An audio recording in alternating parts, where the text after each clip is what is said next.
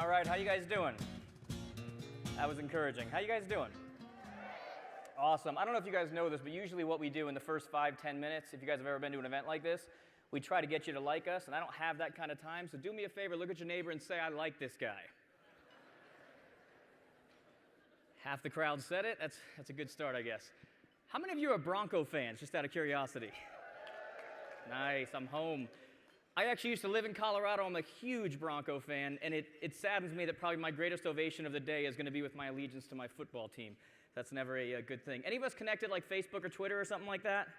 Any of us? I know at least one of you is. I was just in the restroom in the back, and just so you guys know a little something about me, I'm kind of like the unwritten rules guy. Any of you watch Seinfeld or Curb Your Enthusiasm or anything? Any of you? By the way, for any prospective speakers out there, make sure you use an example that applies to about 3% of your audience. That's always a great way to start. But I've always loved kind of like the unwritten rules. Like I believe when you get in an elevator, do you talk to the man next to you? No. If it gets awkward, you look down at your phone, right? Everyone knows you don't have cell reception, but you're looking at your phone. And so I'm just in the restroom over here, and I go to use the restroom, and a man walks over to me, and he goes, "You're Jared James." And I went, we're doing this now, huh? This is completely unacceptable. So if you're in this room, just so you know, for the rest of your life, that is not something you generally would do on a regular basis. I get the honor of talking to you guys. I'm going to be doing some sessions in a little bit, I think in room 11 or something like that in a little bit. But I've got 18 minutes, about 15 right now, to talk to you guys about why some people do really well and other people don't. And we've broken them down into these 4 stages that are so crucial, that are so simple, and yet so powerful. How many of you have ever had an experience where you looked at someone around you, looked at someone in the industry, somebody in the business, somebody, and you're like, why are they selling more real estate than me? I have a better personality, any of you ever had that experience? By the way, guys, don't look at anybody right now, that's just awkward. Just saw somebody look at somebody across the table from them, and I'm thinking that's completely wrong. But how many of you have had that experience? Say I. Right? And so it's not a matter of want to, it's just a matter of we're probably following the wrong steps. How many of you know it doesn't matter how much you want something, how much zeal you have, if you're in the wrong direction, it just doesn't matter. And so the first thing we have to do before we get into these 4 stages is very simple. We have to know why we do what we do. You know, how many of you in 2nd grade career day, when little Johnny said he wanted to be an astronaut, said, I want to be a realtor? Just raise your hand real fast. You might want to check that person out, okay? We got one person. Probably not, right? And yet everybody chose to be in this industry for one reason or another. And you would probably agree that many of the reasons why we got into something, when it all comes down to it every single day, we are kind of bogged down in our mundane existence of whatever we're doing, staying busy. I believe that on a regular basis, we create busyness, not business. On a regular basis, we have been trained to create busyness, not business. And how does that do for us? That doesn't do so good. We've got to know why we actually do what we do. You know, when you really think about it, everything we do is about an emotional feeling. If I asked you right now, if I said, do you want more money, would some of you say yes? Do you want a bunch of paper with dead people on them? Think about it. Isn't that what money is? And yet you just told me that's what you want. Everything we want ultimately is about an emotional feeling. We want money because of what we think. It's the meaning we associate with it. So it's the idea that I'll have respect among my peers. It's the idea that now I'm successful. It's the idea that I told them I could do this and look what I did. It's the idea of security with your family. I can go on vacation and not worry about finances. It's the idea of all of these different things. What we really have to understand whenever we're setting an outcome for something we want is what are our negative consequences? You know, I think that we focus too much on the what and not the why and the how. Here's what I mean by that. I have this belief that everybody wants a bestseller, nobody wants to write the book. I believe that a lot of us have a lot of inner conflicts. If you were in your office meeting in January and your broker sat everybody down and said, what's your goal next year? What is the response going to be when you raise your hand and say, I want to be the number 7 agent in this office? What's the response? Probably like, what is wrong with her, right? And yet, you know what the truth is? Some of you need to be the number 7 agent. You know why? Right now you have inner conflicts. You're saying what you think you should say based on what other people think you should say. I want to be number 1, but the truth is you want to coach your kids' soccer teams and do other things. And so the problem is we set ourselves up for failure. So we answer our goals based on what someone else thinks we should say, and then ultimately we either are number 1 and we weren't able to do the things we wanted to do in our personal life, or we were number 7 and we feel like we failed because we weren't number 1. Do you see how this works? The first thing we have to do before we get to these 4 stages is make sure the things that we're actually doing are the things we should be doing, are the things that we actually want, and that there are no inner conflicts going on inside of us. So let's get to these 4 stages. I really believe that a lot of us don't have core purpose for what we do. It's why most of us feel like we're so disheveled, because you know what most of us do? Most of you come and you hear a guy like me, and you get excited, and it pulls you in this direction. And then you go and you watch a movie, and you see something you like, and it pulls you in this direction. And then you go and you read a good book, and it pulls you in this direction. Do you see where I'm going? Because we have no core purpose. But the way our mind, the way our brain works, it was actually created to pull from the exterior environment to support what it is we already believe. But when you have no core purpose, that's not working. Think about it. That's why many of you in here can watch the exact same president give the exact same speech, and half of you would say, based on that speech, that's why he's the Antichrist, and the other ones would say that's why he's the second coming of Christ. Exact same speech. Because you were created to pull from the exterior environment to support what it is you already believe. When you have no core purpose, when you don't know why you do what you do, you lose that ability to do it. And you listen to guys like me, and you basically get pulled in a million different directions, and 10 years from now, you're exactly in the same place. Does that make sense? So let's talk about these 4 stages. These 4 stages are very simple. I would ask you to take notes, but that would require you put down your forks, and I'm not about to make an assumption like that. So these 4 stages we have here. Number 1 is potential. Number 2 is action. Number 3 is results. And the 4th one is belief. Potential is probably your most important stage of anything you do. Now, while those stages are very simple, I explained it like this to somebody in the back beforehand. I said to him, we were sitting back in the speaker's lounge, and I said, for me to go get on that stage, I have to go out of here. I have to take a left, a right, and a left. It's very close. It probably took 30 seconds. A left, a right, and a left. Guys, if I walked out of that speaker's lounge and I took a left, and a right, would I have gotten here? No. Just, guys, I see some of you looking up, like trying to figure it out. It's about as easy as it's going to get, guys, all right? No, I would not get here. And yet it was so simple, it was so close. That's where many of us are. We're in the right industry, but we don't know the exact steps. Which brings us to our number 1 stage, which is potential. Potential is probably the most important, because potential is not only where you find out what the potential is on the market, but it's also where you figure out your own potential. Do you know that every single one of you has different potential? You guys ever heard this lie before that you could be anything you want to be if you just try your best and do your best? You guys ever heard this before? That's complete bullcrap. I'm just telling you right now. If I want to be a 6'1" female volleyball player, I could probably do that actually now in today's world, now that I think about it. Terrible example. But you see what I'm saying, right? If I play basketball every day for the rest of my life, will I ever be as good as Kobe Bryant or LeBron James? No. I have different potential. And so do you. What you need to figure out is where your greatest potential is.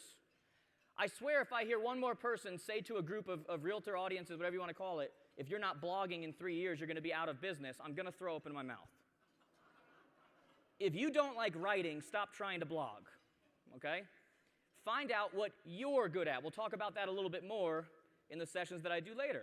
Not only what is your potential, what do you love to do, but what's the potential on the market?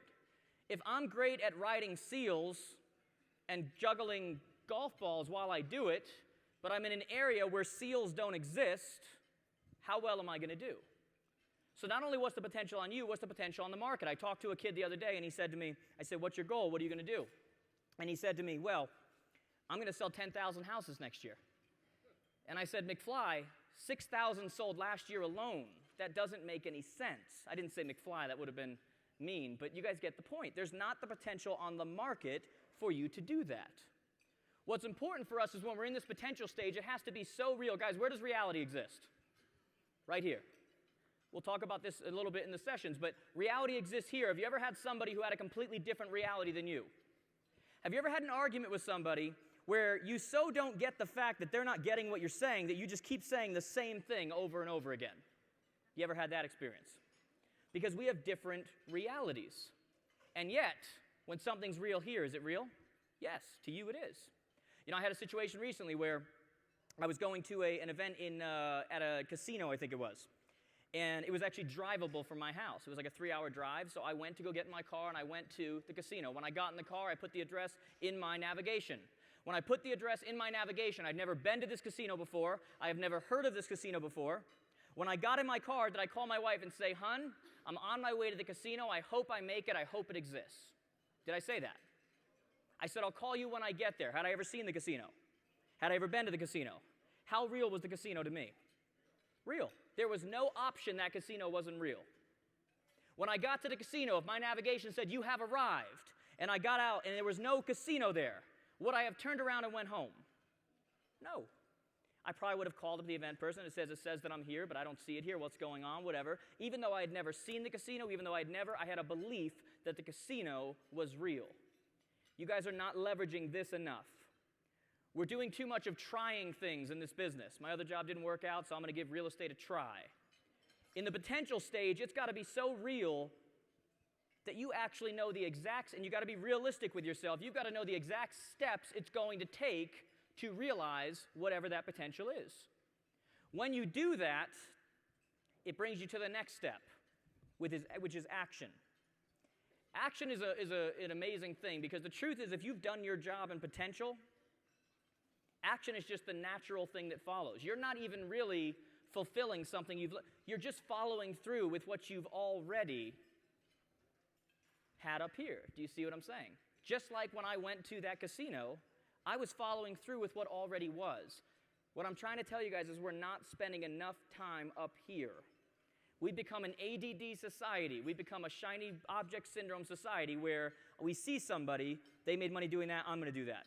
They had this success doing that, and I'm going to do that. They had this, and what did I say before? Everybody has different potential. You need to know what yours is. You know, we have thousands of students in our program, right? And out of those thousands, we have people killing it in one way, we have other people killing it in another way, we have other people killing it. And I'm not going to tell them, don't do it that way, or that way doesn't work, or that way doesn't work. What did they do? They leveraged what? What they were good at. So you have your potential, you have your action. And by the way, if you're having issues, because how many of you have ever set a goal and didn't complete that goal? How many of you have ever set a diet and you literally just broke your diet right now as I'm talking to you? How many of you? So that's when you lose eye contact with everybody in the crowd. So you know that this happens. How many of you have stopped setting goals because you're so sick and tired of disappointing yourself? Okay?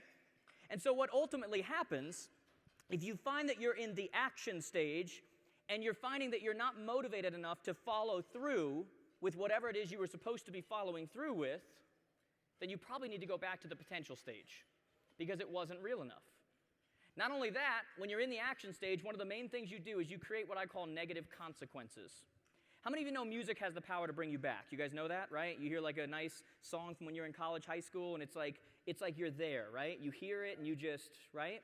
I was in a bar in Pittsburgh last year, and Belle Biv DeVoe came on, Poison. Another example. The three of you will.